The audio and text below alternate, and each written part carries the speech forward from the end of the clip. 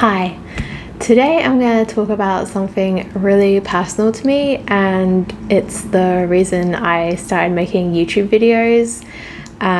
So I have something called Selective Mutism, and I would consider myself the low profile Selective Mutism. So October is Selective Mutism Awareness Month, so that's why I thought this would be a good time to make this video.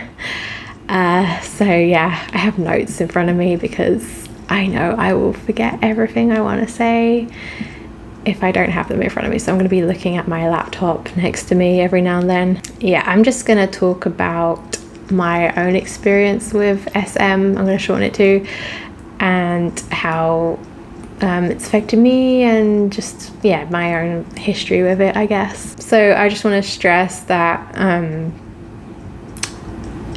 we're all going to be different. The people who have selective mutism, like, we're not all going to be the same. We're going to have different severity levels, and I'm an adult. I'm about to turn 32 in a few days, so I'm not going to be the same as a little child that has it, or just, you know, everyone's different. Even other adults are different than each other. So I've also, you know, got age, experience, and some therapy on my side. So that's that disclaimer, I guess. So yeah, first of all, I'm gonna explain what selective mutism is. It actually has a really misleading name that I hate, and a lot of other people I've seen hate the name of it too, because it's called selective mutism, and that's very misleading because it makes people think that it's a choice, but it's really not a choice. It really should be named situational mutism, in my opinion, because it is a disorder, a very severe anxiety disorder, where you get so anxious in certain situations or with certain people that you lose the ability to speak completely, or it becomes extremely difficult to speak. It's like your throat closes up, or for me there's like a disconnect between my brain and my voice. Like, there's a block there, I can't get it out. Your body movements can also get extremely stiff and awkward. Mine do. I get very tense and stiff and all that. Again, it's not a choice. It's got the most misleading name ever. It's not selective as in you choose when to go mute. It's selective as in select situations you go mute in. And yeah, I really think it should be called situational mutism because it's different situations that you go mute in. Also, it's not just children that have it, because I see most things online are about children with selective mutism. There are a lot of adults who have it. I know it's most common in childhood, but yeah, there are adults who still have it. A lot of people do get it as very young children, and they get noticed and they manage to get the help and recover from it, fortunately. But unfortunately that doesn't happen to all of us, as in my case. And yeah, so you can be an adult with it. Like, it isn't just shyness either that you grow out of, it's actually a severe anxiety disorder. Yeah, I really wish it was called situational mutism instead, because then it wouldn't confuse people so much. Okay, so here's my own history of selective mutism.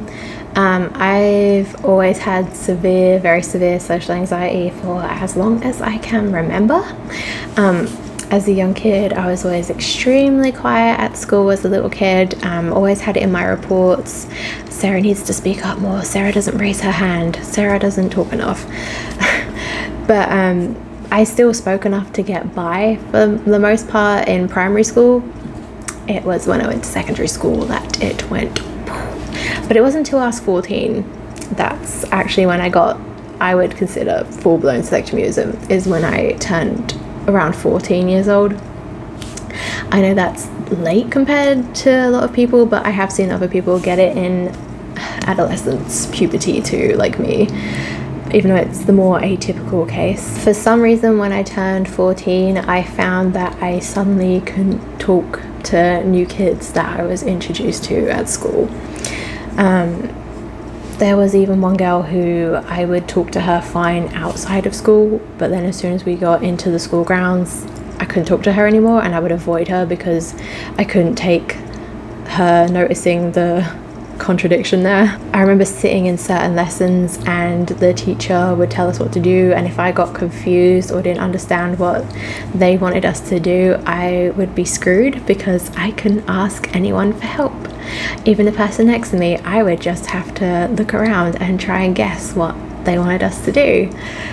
That wasn't fun. I also had a few, not all, but a few teachers actually forget I was in their classroom because I was so silent.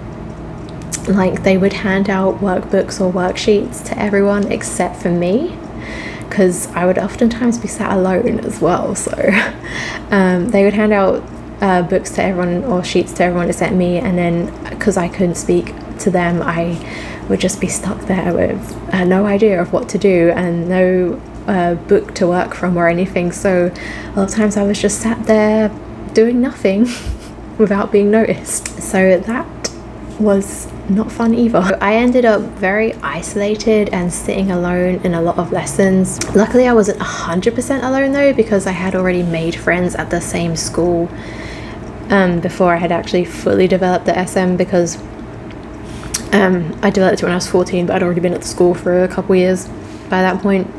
So I did have friends in some lessons I could talk to and at break time, which I really think saved me. But here's the frustrating thing about Selective Mutism: because you can still talk in certain situations or to certain people, the people who you can't talk to can get very offended because they think you're intentionally being rude or mean to them. And you can't explain that that's not the case. It is literally just me being stuck in anxiety freeze response, and I physically can't talk to you, and it's not personal. So because of that, some kids at school or people in other situations in life would be snide with me. Some at school would bully and tease me and would think it was funny to say things to me because they knew I couldn't say anything back in response, so they thought they could just say whatever they wanted to me, no matter how mean it was. I'm too embarrassed to say specific incidents on here, even though it was a really long time ago for me now, but those did make the social anxiety worse, and they just reinforced the selective mutism, unfortunately. The other frustrating thing is when you're in a group of people and you know there's something you want to contribute to the conversation, there's something you want to say, and you just can't. I've had that so many times. A lot of people just never get to know the real you, and they just see this stiff, frozen shell, and I hate it. Anyway, due to obscenely poor mental health, I dropped out of sixth form at 17 and I missed my A-levels. When I was 21 though, as part of therapy, I was encouraged by a therapist. I did do 2 different art A-levels at a night course with other adults. I actually never talked to any of the people in the class for the entire 2 years I did those A-levels though. So yeah, but it was good though for getting me out and mixing with people, even if I didn't speak to them all. So that's how I got a couple A-levels, just a night course when I was 21. But yeah, never been to uni or anything. I honestly think my SM got worse in adulthood without the structure of school, and yeah, I have an extremely spotty job history that I don't really want to get into on here. I didn't receive any support as a child. No one noticed my problem at school because I could probably still mask enough to get by, even though I couldn't talk at all with certain people. They thought I was just shy, and like my parents didn't notice because in my home environment I'm a complete chatterbox. You would never know. So no one suspected anything. I also had other issues along with selective mutism that have led me and my family to suspect I may be on the autism spectrum somewhere, but we'll see. I had therapy in 2009 that helped a little. I have also been on antidepressants, but the side effects were pretty horrible for me to deal with, and so I had to go off of them, and they didn't help much, unfortunately. But antidepressants do help a lot of people, so if they help you, please take them. So yeah, that was like my first attempt at therapy and stuff, 2009. And then in 2016 I was like, I'm completely bloody sick of this.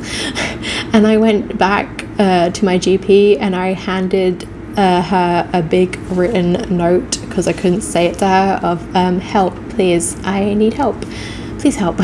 They had me take a test that assessed your level of social anxiety, and if you scored 19 or more, that meant you needed help. Well, I scored 61. I remember. Oh my god. I remember by the end of the therapy though, I had managed to get it down to 49. So yeah, 61 to 49. That still means improvement though. But yeah, this second time of therapy was a lot better than the first. I did CBT again, like I did the first time, but I had a lot of gradual exposure therapy. So my therapist would take me out into town and had me practice speaking with people at my own pace though, so that helped. Mostly I had to talk to customer service, retail staff, but she also had me practice making phone calls. Like I would have to phone my therapist using a script, and that really did help a lot. It was absolutely terrifying though, but it got me to a place where I can make phone calls and order food and ask for help in shops. Even though like it's still really scary for me to do all those things, I can do them at least. My therapist told me she was proud of me, that I had come really far, but that I still missed a lot of social cues, and I think that's just how I am. So skipping years ahead, I'm about to turn 32 and I've moved from the UK to Florida to live with my partner. And as you can imagine, moving from across continents and countries was extremely scary, but I did it. I've met a lot of wonderful people over here in the US. Some of them I still can't speak to after 3 years of being here, but some of them I can talk a little to. Very soft spoken or almost a whisper, but I can talk to them. As always with this disorder, it depends on the person about who I can speak to and how much, or if I'm whispering or talking in a soft voice. Sometimes I still have the same old problems of people mistakenly thinking I'm being rude or mean for not being able to speak to them, or they take it really personally even though it's not. But overall, I've met more understanding people with age, and I think that's because I've been a lot more open about my selective mutism, especially online. Like I don't ever bring it up in real life, but I will post up on Facebook and Instagram like, hey, I have this disorder and that's why I don't talk to you when you see me in real life, so please don't hate me. I've got a lot to work on and it's very frustrating to deal with, and honestly it gets me down. I know I seem like really happy in this video and everything, but like I kind of smile when I'm nervous. It's what I do. I smile and laugh when I'm really anxious. So yeah, it does actually really get me down still, but I want to say to any other adults who have selective mutism to not give up. Please don't give up. I also want to say to other people out there that don't try and force people with selective mutism to talk.